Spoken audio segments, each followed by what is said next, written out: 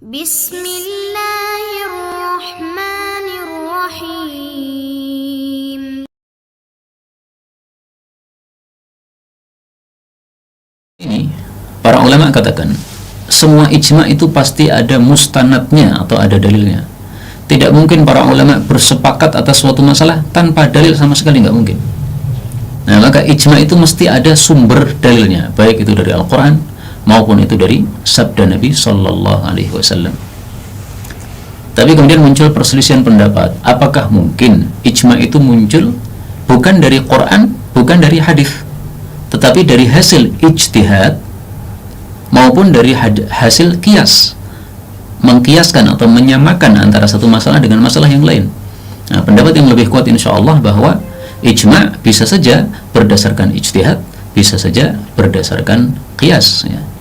Contohnya misalnya para ulama zaman dahulu, para sahabat zaman dahulu, mereka bersepakat ijma untuk mengumpulkan Al-Quran dalam satu mushaf yang dulunya tercecer, ya, tidak terkumpul dalam satu kitab, satu mushaf. Kemudian mereka kumpulkan. Nah, awalnya maju mundur Abu Bakar As-Siddiq untuk melakukan hal tersebut karena tidak dilakukan oleh Nabi Shallallahu Alaihi Wasallam. Tapi akhirnya mereka sepakat. Nah, sepakat ini dasarnya apa? Dasarnya adalah ijtihad. Mereka berijtihad untuk maslahat seluruh umat Islam, harus Quran dikumpulkan dalam satu kitab begitu, supaya seluruh dunia ini Qurannya sama. Coba kalau Qurannya tidak sama, Masya Allah, nanti dikhawatirkan seperti Yahudi dan Nasrani, ya. Mereka punya kitab suci, kitab Injil dan Taurat, tapi satu negara dengan negara yang lain berbeda-beda, satu penerbit dengan penerbit yang lain isinya berbeda-beda. Nah, maka ini contoh ijma tetapi didasari atas suatu ijtihad. Atau misalnya didasarkan atas qiyas. Misalnya Allah menyampaikan dalam Al-Quran tentang haramnya babi, ya. Yang Allah sebutkan hanya walahmal khinzir, daging babi. Allah hanya sebut daging, kan? Allah tidak menyebutkan tulangnya, Allah tidak menyebutkan gajihnya, gitu. Nah, tetapi ijma' para ulama bahwasanya gajih babi, tulang babi, semuanya, ya, kulit babi sama, itu semuanya adalah haram. Kenapa? Dikiaskan dengan daging. Itu sudah ijma'. Memang ada sebagian kecil ulama berpendapat boleh memakan selain dagingnya babi. Yang penting bukan dagingnya, yang penting selain dagingnya. Tapi itu pendapat yang syadz, yang janggal tadi, yang seolah-olah pendapat itu enggak ada, gitu. Karena itu dalam masalah ijma' ini kita jangan menoleh pendapat-pendapat yang janggal, ya. Kalau sudah dikatakan oleh para ulama ini ijma', nah habis itu ada pendapat-pendapat janggal, anggap itu pendapat sampah yang tidak perlu dihiraukan, gitu. Sehingga para ulama mengatakan walaysa kullu khilafin jaa mu'tabara innama khilafun lahu hadzun minan nadhar. Tidak semua perselisihan pendapat itu bisa mu'tabar, bisa dianggap. Hanya perselisihan pendapat yang memiliki hujjah yang kuat yang bisa dianggap sebagai suatu perselisihan pendapat. Adapun contoh di sini tadi pendapat yang mengatakan selain daging babi, yaitu kulitnya babi adalah halal, maka itu pendapat yang syadz, yang seolah-olah tidak ada sama sekali. Baik, kembali ke sini. Kita lanjutkan hadis yang kedua. Al-haditsus tsani, al-istihadatu tanqud taharah.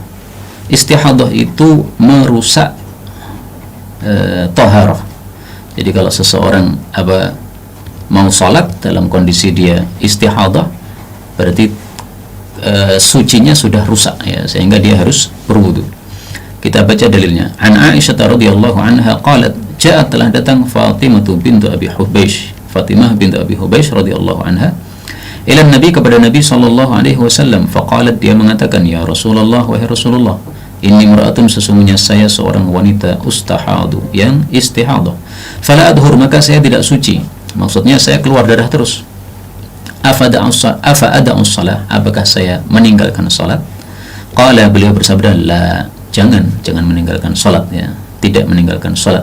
Innama, sesungguhnya tiada lain, dzaliki, istihadah itu adalah irqun, satu urat, itu satu urat yang rusak kemudian menyebabkan keluar darah tadi. Walaysa bihaidin, dan itu bukan haid. Fa idza akbalat, maka apabila datang haidatuki, haidmu, fad'is salata, maka tinggalkanlah salat. Wa idza adbarat, dan apabila telah pergi haid itu, faghsili, maka cucilah, basuhlah, angki darimu, ad-dam, darah haid tersebut, thumma salli, kemudian salatlah. Hadis ini muttafaqun alaih. Tapi kemudian Imam Bukhari menambahkan kalimat thumma tawaddai, kemudian berwudulah engkau likulli salatin, untuk masing-masing salat, maksudnya salat fardu. Nah, tambahan ini tidak ada dalam riwayat Imam Muslim. Nah, jadi ringkasnya orang yang mengalami istihadah, maka dia harus berwudu setiap kali salat. Kenapa? Karena istihadahnya itu merusak kesucian yang kesucian dari hadas yang dia lakukan setelah dia berwudu. Istihadah itu apa? Ketahuilah bahwa wanita mengeluarkan 3 macam darah dari dari kubulnya ya. Yang pertama adalah darah nifas, yaitu darah karena melahirkan atau darah setelah melahirkan. Ada definisi mengatakan karena melahirkan, ada definisi mengatakan setelah melahirkan. Kalau karena melahirkan berarti darah yang keluar sebelum melahirkan, menjelang melahirkan, itu pun dianggap sebagai apa? Sebagai darah nifas. Tapi dalam mazhab Syafi'i, darah nifas adalah darah yang keluar setelah melahirkan. Kemudian yang kedua adalah darah haid, yaitu darah bulanan yang normal itu. Ya, memang setiap wanita mengalami hal tersebut. Nah, selain dari 2 darah ini disebut sebagai darah istihadah, atau nama lainnya adalah damun fasid, darah rusak, karena dia tidak normal keluarnya. Dan berbeda. Karena itulah Rasul mengatakan di sini laisa bihaidin, itu bukan haid. Nah, bedanya apa? Dari sisi sifat darahnya saja berbeda. Kemudian sumber keluarnya berbeda. Ya, kalau darah haid itu min qa'rir rahim, dari bagian dalam, bagian dasar dari rahim wanita. Sementara darah istihadah bukan dari qa'rir rahim. Nah, maka sumber keluarnya berbeda, sehingga apa? Sifatnya darah pun juga berbeda. Karena itu Nabi di sini berpesan, kalau kamu mengalami haid, ya, biasanya berapa mengalami haid? 7 hari misalnya sebelum mengalami istihadah tadi. Mungkin istihadah disebabkan karena sebab-sebab tertentu, ya. Kadang-kadang seorang yang sudah mencapai usia 40 tahun, nah, lama-lama haidnya jadi nggak teratur. Yang dulunya haid 7 hari, selalu 7 hari, gara-gara masuk usia 40 ke atas, akhirnya apa? Haidnya jadi 15 hari, 30 hari. Nah, itu berarti darah istihadah seperti itu. Maka caranya gimana? Dia mengalami haid selama masa yang dia biasanya haid. Biasanya 7 berarti 7. Ya, setelah itu dianggap darah istihadah. Ya. Nah, maka untuk orang yang seperti itu Nabi katakan tawaddai, wudulah setiap kali sholat. Dan ini perbedaan antara orang istihadah dengan orang yang tahirah, yang suci. Kalau orang suci, dia boleh menjamak antara maghrib dengan isya dengan 1 kali wudu, selama dia tidak apa? Tidak batal, ya. Tapi kalau orang istihadah, dia menjamak sholat karena hujan misalnya, maghrib sholat dengan wudu maghrib, kemudian nanti kalau mau jamak untuk sholat isyanya, dia wudu lagi. Ya, itulah makna tawaddai, berwudulah likulli sholatin, untuk masing-masing sholat. Sholat fardu maksudnya. Tapi kalau sholat sunnah nggak perlu. Ya. Jadi misalnya setelah sholat maghrib, kemudian pengen sholat sunnah setelahnya, nah, silahkan sholat sunnah langsung, nggak ada masalah. Karena hukumnya sholat sunnah mengikuti sholat wajib yang dilakukan sebelumnya. Demikian juga kalau sholat tahajud misalnya, ya, bangun tidur sholat tahajud, nah, sholat 2 rakaat salam. Apakah harus wudu lagi 2 rakaat salam? Tidak, ya, cukup yang pertama saja, karena itu hanyalah sholat sunnah. Maka sholat di sini maksudnya sholat fardu. Nah, ijma' yang berkaitan dengan ini adalah qala Ibnul Munzir rahimahullah, wa ajma'u, mereka sepakat ala anna damal istihadah, bahwasanya darah istihadah yang qudut taharah, merusak suci. Wa farada Rabi'ah, sementara Imam Rabi'ah bersendiri artinya apa? Dia menyempal dari kesepakatan ini, dia berpendapat-pendapat yang syadz. Wa qala, dan dia mengatakan la yang qudut taharah, tidak merusak suci. Nah, pendapat ini dianggap pendapat yang syadz, sehingga tidak merusak ijma'. Yang ijma' tetap ijma'. Nah, ini contohnya bahwasanya tidak semua pendapat yang berselisih itu dianggap sebagai perselisihan. Ada perselisihan yang dianggap sehingga ini masalah disebut masalah mukhtalaf, masalah yang diperselisihkan. Tapi ada juga perselisihan pendapat yang tidak dianggap, sehingga seolah-olah pendapat yang kedua itu nggak ada sama sekali. Maka ini masalahnya tetap masalah ijma'. Dan ini akan kita temukan nanti dalam buku ini beberapa contoh. Ini salah satu contohnya saja. Nah, maka tolong kaidah yang saya sampaikan di awal tadi diingat-ingat, ya, bahwa masalah ijma' ini kita merujuknya kepada ulama-ulama ahli ijma'. Artinya, apapun yang dikatakan oleh ulama ahli ijma sebagai ijma, itulah ijma. Itulah apa? Ijma. Kita tidak boleh menyelisihinya dan kita harus mengikutinya, menerimanya, karena sebagai hujjah.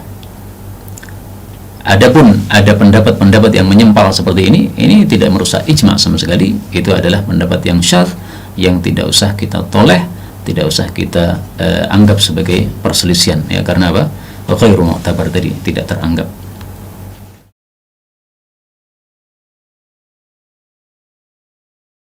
تقبل منا إنك أنت السميع العليم وتب علينا إنك أنت التواب الرحيم اللهم نحمدك حمدا شاكرين حمدا ناعمين حمدا يوافي نعمه يكافئ مزيدا يا ربنا لك الحمد ولك الشكر كما ينبغي لجلال وجهك الكريم ولعظيم سلطانه اللهم صل وسلم وبارك على رسولك الكريم نبينا محمد وعلى آله وصحبه أجمعين اللهم اجعلنا من أهل القرآن waj'alil Qur'ana sahiban lana fid dunya wa syafi'an lana fil akhirah.